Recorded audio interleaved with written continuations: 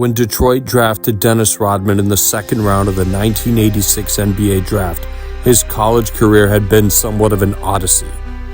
He was already 25 years old at the time, and he had spent time in community college at North Central Texas College.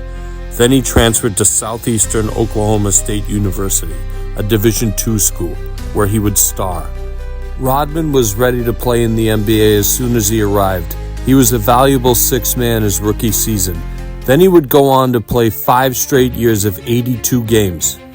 Rodman would win 2 Defensive Player of the Year awards with the Pistons on some fabulous teams. Rodman was a key player on 2 championship squads. He was the guy that you loved if he was on your team, but despised if he was on the opposing team, as were most of the Pistons at the time. In 1991-92, Rodman would lead the league in rebounds for the first of 7 straight times. He averaged a ridiculous 18.7 rebounds a game, which is even more impressive because he's only about 6'7" and 215 pounds. He led the league in defensive rebounds 7 times. He led the league in offensive rebounds 5 times. He made 8 all-defensive teams in his career. Rodman was more than capable of guarding all 5 positions at a high level on the basketball court. The Worm was a well-conditioned and relentless player on the boards. In 1993-94, he moved on to San Antonio. He had 2 great seasons there, but his antics really started to catch up with him. In both years with the Spurs, he finished in the top 15 in MVP voting, and he averaged 17.3 and 16.8 rebounds per game. But at this point, he started clashing with coaches and other players about his work ethic, showing up late to practice and staying out late at night. Those around the Spurs organization didn't think he was prioritizing the team. The buttoned-up Spurs organization had had it with Rodman, and they shipped him to the Bulls for backup center Will Perdue. At this point, Rodman was somewhat of a cultural phenomenon.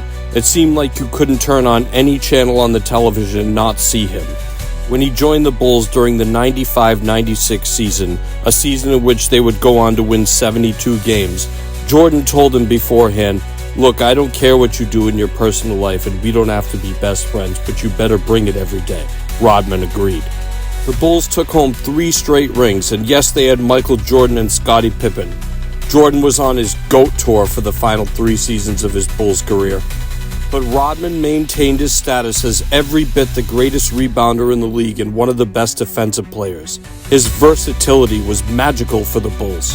It's now widely known that Rodman was taking a private jet from Salt Lake City to Las Vegas during the 1998 NBA Finals against the Jazz.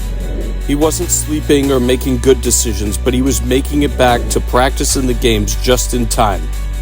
After the 3 championships, when Jordan left, Rodman left. He spent a year with the Lakers before they won the title. He then spent a year with the Dallas Mavericks. He was doing Dennis Rodman things the whole time, but he was much more annoying to his team, and he married Carmen Electra for a few days at one point. Rodman has always been somewhat of a lightning rod for controversy, and he's kind of always been in the pop culture zeitgeist. I've always wanted to use the word zeitgeist in one of these videos, but never had the opportunity until now.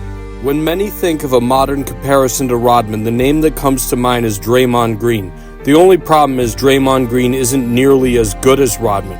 Criticize him all you want, but he took home 5 NBA championship rings, and he was a key cog on all of those teams.